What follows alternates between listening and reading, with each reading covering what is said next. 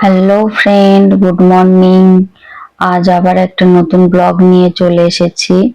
আজ মনটা ভালো নেই, আমার মায়ের শরীরটা অসুস্থ, একটা অপারেশন হয়েছে, তাই মাকে আনতে যাচ্ছি। খুব সকাল সকাল ঘুম থেকে উঠে মহারাজ আমি যাচ্ছি দিদুনের বাড়ি। ব্লগটা দেরি করেই দেয়া হলো, কারণ আমি অনেকদিন অসুস্থ ছিলাম। আমার মায়ের অসুস্থতার কারণে আমি ব্লগ দিতে পারিনি। আর এটা সেই জ্যৈষ্ঠ মাসের ব্লগ, জামাই ষষ্ঠীর সময় আমার মায়ের অপারেশন হয়েছিল। আর মহারাজ দেখো কেমন স্নান করছে, তখন তাপমাত্রা প্রায় 42 ডিগ্রি 40 ডিগ্রি থাকতো। তখন এই ব্লগটা করা হয়েছিল, কিন্তু তোমাদের সঙ্গে শেয়ার করা হয়নি। তোমরা হয়তো অনেকেই জানো, আবার অনেকে জানো না, বর্ধমানের জলের লেয়ার অনেক নিচে, অনেক পাইপ দিয়ে জল তুলতে হয়। আর নদিয়া মুর্শিদাবাদে তাও অল্প 2-4 পাইপে জল উঠে যায়। আর তাই আমাদের বর্ধমানে বেশিরভাগ সবই বাড়িতে সাবমার্শাল ছাড়া জল ওঠে না, পাম্পে জল ওঠে না। আর নদিয়া মুর্শিদাবাদে তো কলের সঙ্গে পাম্প লাগিয়ে জল তোলা হয়, কিন্তু বর্ধমানে সেটা হয় না। আর আগে তো সিলিন্ডার কল ছাড়া জল উঠতো না, তাই জলের স্পিডটা একটু বেশি হয়। আমাদের গ্রাম বাংলায় শ্যালো আছে, শ্যালোতে গিয়ে আমরা ছোট বয়সে খুব স্নান করেছি। আর মহারাজ সেই শ্যালো না পেয়ে সেই জলের ফুল স্পিডের জল ছেড়ে দিয়ে কন্টিনিউ স্নান করে যাচ্ছে। নিজের শরীরের যত গরম সব দিয়ে দিল। কি সুন্দর স্নান করছে, দেখেই ভালো লাগছে। দিদুনের বাড়িতে গেলে মহারাজ আর বাথরুমে গিয়ে স্নান করে না, ওরকম ভাবেই কল ছেড়ে দিয়ে স্নান করে। আর ওর মাসি ওকে গামছা পরিয়ে দিয়েছে, আর নেচে নেচে বেড়াচ্ছে। আর ওর বাবা বলেছে পোজ দে, কি সুন্দর পোজ দিচ্ছে গামছা পরে। ও এইগুলি আমার কাছে স্মৃতি হয়ে থাকবে। আর মহারাজের বাবা সকালবেলায় কিছু খেয়ে আসেনি, তাই এসে সেই গরম গরম সিদ্ধ ভাত আর মাছ ভাজা দিয়ে ভাত খাচ্ছে। মহারাজ মাছ ভাজা খেতে খুব ভালোবাসে। আমাদের বর্ধমানের এইদিকে দেশি মাছ পাওয়া যায়, পুকুরের মাছ, টাটকা, সেগুলো অনুপম ওই মাছ ভাজা খেতে ভালোবাসে, মহারাজও খেতে ভালোবাসে। কিছুদিনের জন্য মাকে আমার কাছে নিয়ে গিয়ে রাখবো, তাই এসেছি মাকে নিয়ে যেতে। আর মহারাজ দেখো ঘি ভাত খাচ্ছে দিদুনের বাড়িতে এসে, ও তাও খেতে ভালোবাসে। আর আমার হাতে তো ও খায় না, যেটুকু খায় ও নিজে হাতেই খায়। মহারাজ একটু ভাজাভুজি খেতে ভালোবাসে, পটল ভাজা, বেগুন ভাজা, মাছ ভাজা। ও তাই ওর দিদুন ওর জন্য পটল ভেজে দিয়েছে। আমি বললাম করতে হবে না, তাও পটল ভেজে নিয়ে এসেছে, নাতি বলে কথা। আজকে থাকবো আজকের দিনটা, কালকে মাকে নিয়ে চলে যাব আমার কাছে। তাকিয়েছিস? টাকা টাকা টাকা কি দিয়েছে দিদা তোকে? বাটি। তুই বাটিতে কি করবি? বাটি চামচে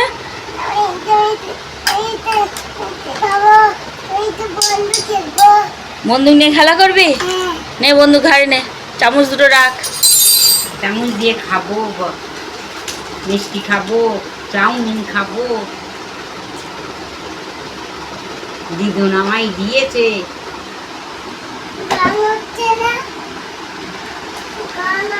আবার গিয়ে একটা ভালো খেলনা কিনে দেবো। এই চকলেট কিরকম খেতে বাবা? এই চকলেটগুলো ভালো খেতে? না ওইটা ঠিক। হ্যাঁ, কিনে রেখে দিয়েছিলাম।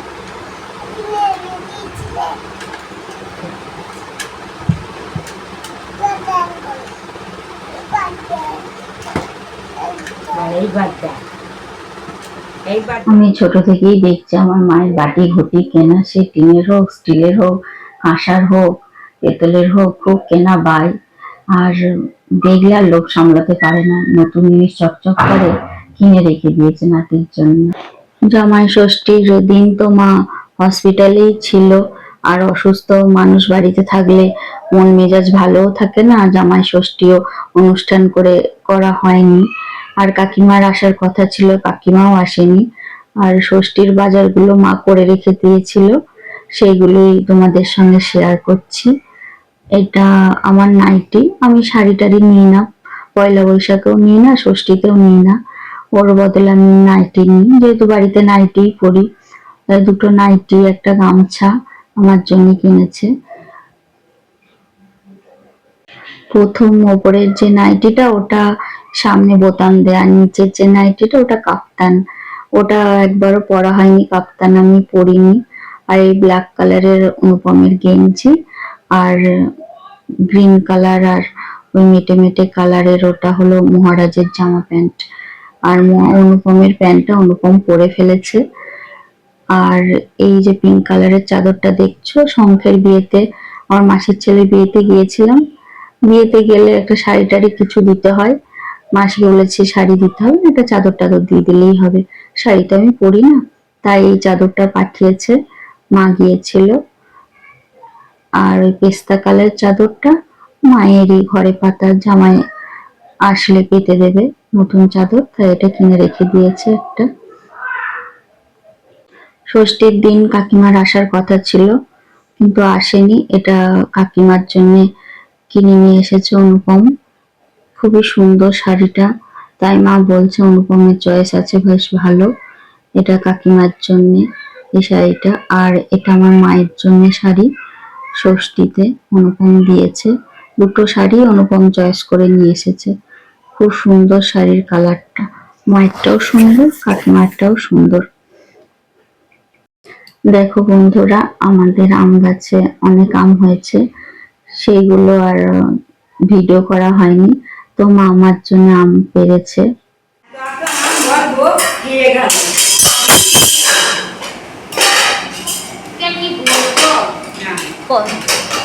যে আর পাততে দিচ্ছে না, বউ কি বলছে?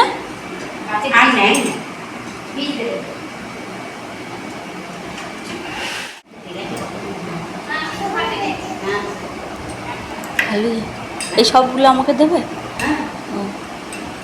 তাহলে একটা এখন প্রায় 6টা, 6:30 বাজে। যেতে যেতে সন্ধে হয়ে যাবে। গ্রীষ্মকালে সন্ধে হতে 7টা, 7:30 বেজে যায়। আর মাকে নিয়ে যাচ্ছি, মা 2-3 মাস আমার কাছে থাকবে। তাই পাড়ার মায়ের শুভাকাঙ্ক্ষী বান্ধবীরা মায়ের সঙ্গে একটু দেখা করতে এসেছে। ইয়েতে রাখো, কি ডিগিতে রাখো? ও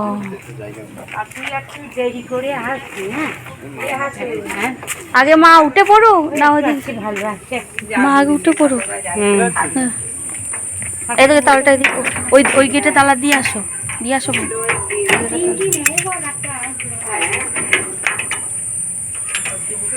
ও সামনে কুকুরগুলো খেতে দিয়েছ? ও শুধু দেবে, আর এদের তো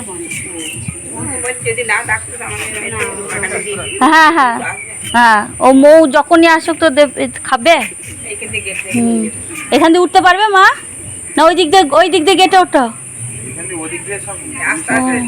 না, শরীর অসুস্থ তো, ব্যাগটা ইয়ে করতে হচ্ছে।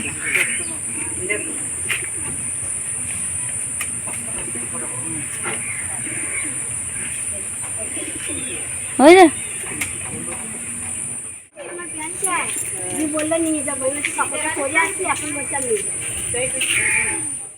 মহারাজের খুব আনন্দ, দিদা মহারাজের সঙ্গে যাচ্ছে।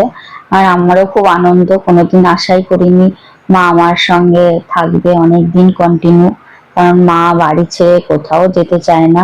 আর 1 সপ্তাহ তো দূরের কথা, একদিনও থাকে না।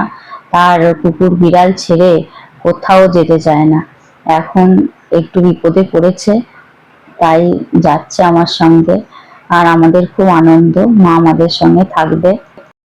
আমাদের বাড়ির সামনে নাপিত বাড়ির মেজ দুদুর নাতির অন্নপ্রাশন ছিল। অনেকদিন পর নাতিটা হয়েছে, প্রায় বিয়ের 10 থেকে 12 বছর পর। তো খুব ধুমধাম করে অন্নপ্রাশন করেছে। আমাকে অনেকবার আসতে বলেছিল, তো আসা হয়নি। তো আসেনি তো কি হয়েছে, রূপার ছেলের জন্য একটা সাইকেল কিনেছি, সেটা দিয়ে গেলাম। খুব সুন্দর হয়েছে, রেড কালারের।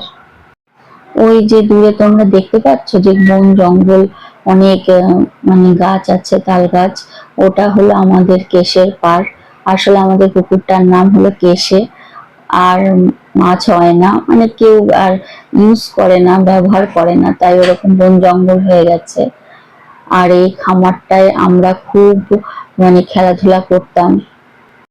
মা মেয়ের বাড়ি এসেছে বলে গাড়ি ভর্তি করে জিনিস নিয়ে এসেছে, মুড়ি থেকে শুরু করে যা পেরেছে, পারলে চালটাও নিয়ে আসে। তাতেও হচ্ছে না, মহারাজ যাতে কালো মিষ্টি খেতে ভালোবাসে সেই জন্য মহারাজের জন্য কালো মিষ্টি কিনে, সাদা মিষ্টি কিনে বাড়ি ঢোকা হয়েছে। আগেকার দিনে মানুষের মতো জামাইকে দিতে হয়, জামাইয়ের খেতে নেই, জামাইয়ের নিতে নেই, এই মেন্টালিটি। আজকে কাকা কাকিমা মাকে দেখতে এসেছে, মায়ের অপারেশন হয়েছে, তো আমাদের গ্রামের বাড়িতে যায়নি, বলল একেবারে যাক, তারপরে তোর বাড়িতে গিয়ে দেখে আসবে। দেখো মা কাকিমাও মুড়ি নিয়ে এসেছে, বড়ি অনুপম খেতে ভালোবাসে তাই ভাজা বড়ি নিয়ে এসেছে, ফল টল মিষ্টি সব নিয়ে এসেছে। আজকের দিনটাই থাকবে, মানে আজকে সকালবেলায় এসেছে, বিকাল বেলায় চলে যাবে। তো পটল পোস্ত রান্না হয়েছে, উচ্ছে ভাজা, মুগের ডাল, আর কাকার জন্য মাছ, 2 রকম মাছ, চিংড়ি মাছ আর কাতলা মাছ। তো কাকা কাকিমা খেয়ে দিয়ে আবার ট্রেন ধরে বর্ধমান চলে যাবে। খুব সকাল সকালই এসেছিল, এসে সারা দিনটা থাকলো। বললাম থাকো একদিন, না তাড়াতাড়ি করে চলে গেল, বললো না বাড়িতে থাকার কেউ নেই, আমরা একা আছি। বললো অফিসে খুব কাজ আছে, দোলে আসবো, রাসে আসবো। তো খুব খারাপ লাগছিল, একদিনও থাকলো না, সেভাবে গল্প টল্প করা হলো না, চলে গেল। কাকা সাদার ওপর ছোট ছোট চেক জামা পরতে ভালোবাসে, তাই জন্যে কাকার জন্য একটা জামার ছিট কেনা হয়েছে ষষ্ঠীতে। আর কাকিমার শাড়িটা তো আগেই দেখেছো, আর একটা গামছা কিনে নিয়ে এসেছি। কাকা আমাকে পুজোর বাজার করার জন্য 3000 টাকা দিয়েছে। এই নতুন টাকাগুলো আমাকে দেবে বলে কাকা সযত্নে রেখে দিয়েছিল। কি সুন্দর লাগছে দেখো টাকাগুলো, দেখতেই ভালো লাগছে, একটু খরচ করতে ইচ্ছা করছে না। কাকা কাকিমা আসলে আমরা টোটো করে এখান ওখান ঘুরতে যাই, মহারাজ তাই ভেবেছে হয়তো আমরা ঘুরতে যাব, নাহলে ওকে নিয়ে ঘুরতে যাবে, তাই ও আনন্দে লাফাচ্ছে। কাকা কাকিমা চলে যাচ্ছে, আজকে এসে আজকেই চলে যাচ্ছে, এটা খুব খারাপ লাগছে। কতবার করে বললাম থাকো থাকো, ওই অফিসের কাজ আছে এ আছে বলে চলে যাচ্ছে। অনুপম টোটো ডাকতে যাচ্ছে। বাই বাই বন্ধুরা, আজকে ব্লগটা আমি এখানেই শেষ করলাম। কাকা কাকিমা চলে যাচ্ছে। ব্লগটা ভালো লাগলে একটা লাইক, সাবস্ক্রাইব এন্ড কমেন্টস করো।